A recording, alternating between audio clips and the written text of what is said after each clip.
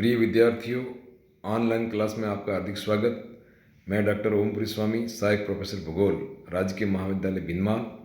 आज मैं आपको बीए पार्ट द्वितीय वर्ष का जो सेकंड प्रश्न पत्र है राजस्थान का भूगोल, इसमें राजस्थान की प्रमुख जनजातियों में आज भील जनजाति के सामाजिक सांस्कृतिक जीवन पर परिचर्चा करेंगे।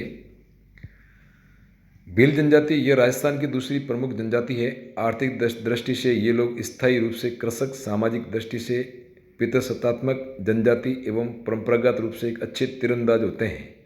वर्तमान में ये जनजाति विकास के विभिन्न चरणों से गुजर रही है। भील जनजाति राजस्थान के भीलवाड़ा, बांसवाड़ा, डूंगरपुर, उदयपुर, सिरोही, चित्तौड़गढ़ आदि जिले में मुख्य रूप से निवास करती है। भील जनजाति की उत्पत्ति भील का अर्थ तीर चलाने वाले व्यक्ति से लिया जाता है। यह द्रविड़ भाषा का शब्द है जिसकी उत्पत्ति बिल या विल अर्थात तीर से हुई है। ये लोग सदैव अपने पास तीर कमान रखते हैं और शताब्दियों पूर्व से पशुओं का आकेट कर जीवन यापन करते आए हैं। इसकी उत्पत्ति किस प्रजाति विशेष से हुई है, इसके बारे में भी एक मत नहीं है। मानव शास्त्री इन्हें मुंडा जाति के वंशज मानते हैं, क्योंकि इनकी भाषा में मुंडारी शब्दों का अधिक प्रयोग किया जाता है।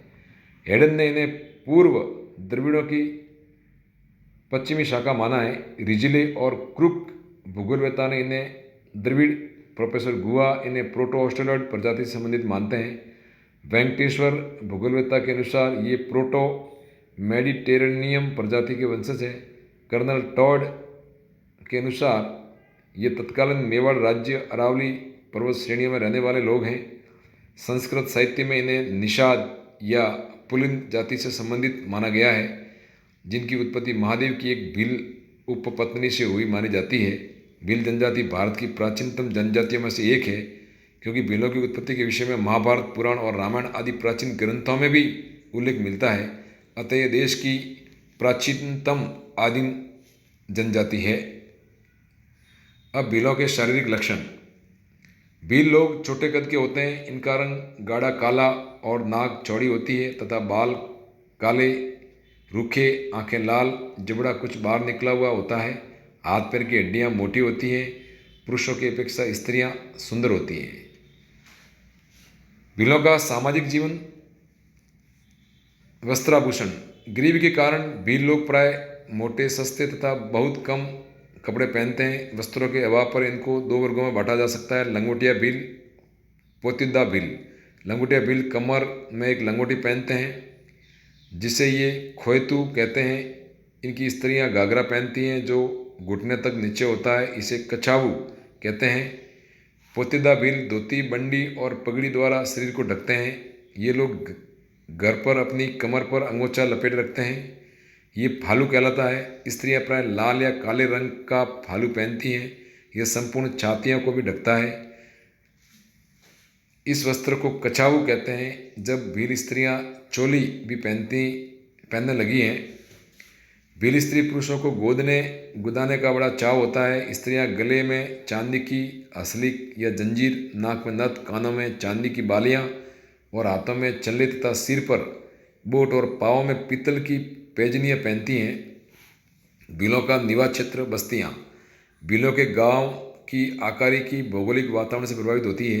भीलों के गांव सामान्यतः छोटे अर्थात 20 से 200 झोपड़ियाँ वाले होते हैं, जो पहाड़ी ढालों, जंगलों तथा नदियों के किनारे दूर दूर तक फैले होते हैं। बहुत से झोपड़ों में मिलकर पाल कहलाती है। इनका मुखिया पालवी कहलाता है। भीलों के घर को कू कहते हैं। मैदानी क्षेत्रों में निवास करने वाले भील गांव को एक मोहल्ला, जिसको फला कहते हैं। भीलों के छोटे गांव को फली, बड़े गांव को पाल कहते हैं। भीलों का भोजन। इनके भोजन में मक्का की रोटी तथा कांदे का भात मुख्य होता है। ये मांसाहारी भी होते हैं। महुआ से बनी शराब तथा ताड़ का रस खूब पिया करते हैं। भीलों का सामाजिक व्यवस्था। भीलों की सामाजिक व्यवस्था बड़ी संगठित होती है। इनकी पूजा विवाह विधियाँ, जीवन क्रम की विशेष पद्धति होती है। भीलों में संयुक्त परिवार प्रथा है। पिता ही घर का मुखिया होता है।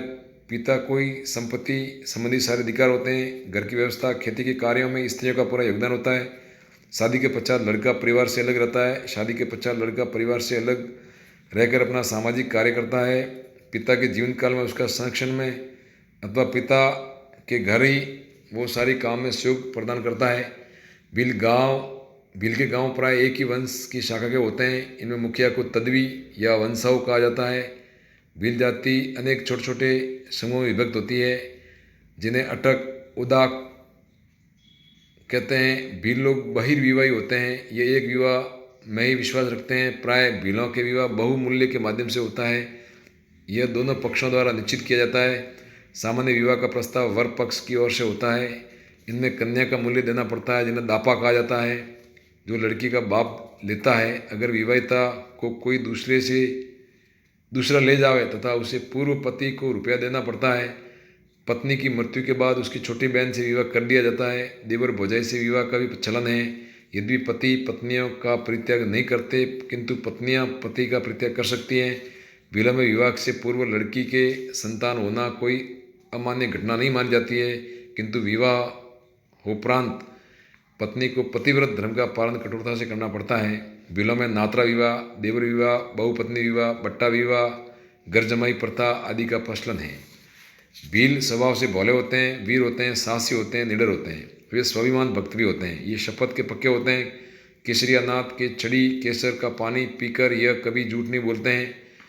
घर वाले आए शत्रु का भी सम्मान करते हैं। इन्हें जातिगत एकता बहुत होती है। ढोल नगाड़े बजाकर ये किसी आपत्तिकाल स्थिति में इकट्ठे होते हैं।